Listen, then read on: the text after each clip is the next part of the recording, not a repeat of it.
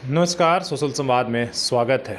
Qatar से एक चौंकाने वाली खबर आई है कि कतर में भारत के 8 पूर्व नौ सैनिकों को फांसी की सज़ा सुना दी गई है। क्या है पूरा मामला हम आपको बताएंगे, लेकिन इस खबर ने देश के अंदर खासकर एक तरीके से काफ़ी हो हल्ला मचा है। विदेश मंत्रालय लगातार ये कोशिश कर रहा है कि किस तरीके से इस 8 नौसैनिकों को फांसी रुकवाया जाए, इसलिए कि जो ये 8 नौसैनिक थे वो एक तरीके से रिटायर्ड हो गए थे और भारत में जब वो काम कर रहे थे वो काफ़ी बड़े पदों पर थे।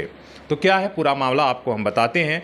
और पिछले 1 साल से कतर में उन्हें गिरफ्तार हिरासत में रखा गया था और गुरुवार को ये फैसला आया कि उन्हें फांसी की सज़ा सुनाई गई और उन पर आरोप है कि वो जासूसी के आरोप में उन्हें गिरफ्तार किया गया था। और इसमें पाकिस्तान का एंगल भी देखा जा रहा है कि पाकिस्तान के इशारे पर कतर ये सब भारत के साथ कर रहा है।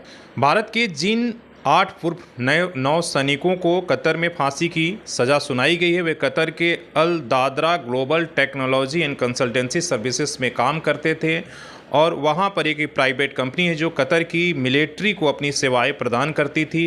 एक कंपनी कतर आर्म फोर्स के जवानों को ट्रेनिंग देने का काम करती थी।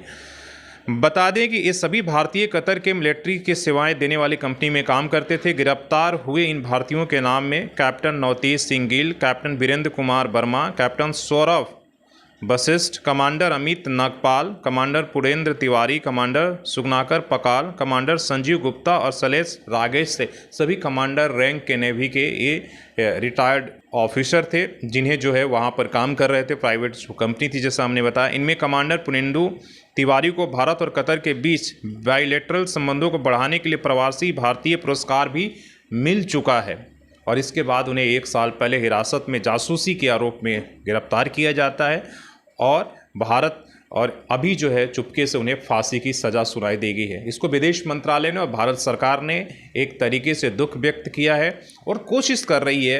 इसमें विदेश मंत्रालय का कहना है कि हम कोशिश कर रहे हैं कि कैसे उन्हें हम कानूनी मदद दे सकें और कतर पर एक दबाव बनाया जा सके और फांसी की सज़ा से उन्हें बचाया जा सके। जैसे विदेशी मीडिया में जो खबरें चल रही हैं, जिन 8 भारतीयों को कतर में फांसी की सज़ा सुनाई गई है उन पर इजराइल के लिए जासूसी करने का आरोप लगाया गया है।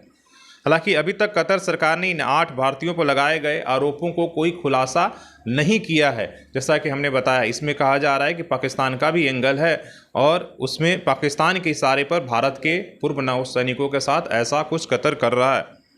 कतर में अचानक भारतीय नौसैनिकों को फांसी देने के निर्णय ने भारत सरकार को भी चौंका दिया है।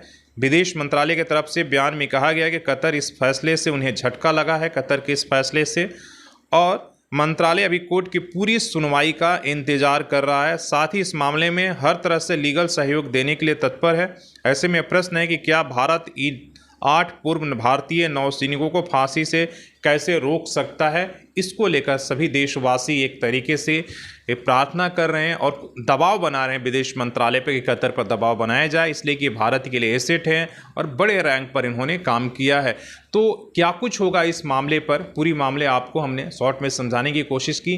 कई तरह की संभावनाएं चल रही है। भारत ये लगातार कोशिश कर रहा है कि जो हमारे पूर्व भारतीय सैनिक हैं, नेवी के जवान हैं, उन्हें वो अधिकारी हैं, उन्हें लौटाया जाए और कतर को ऐसा करने से रोका जाए। आपकी इस खबर पर क्या राय है, आप अपने कमेंट करके बता सकते हैं। धन्यवाद।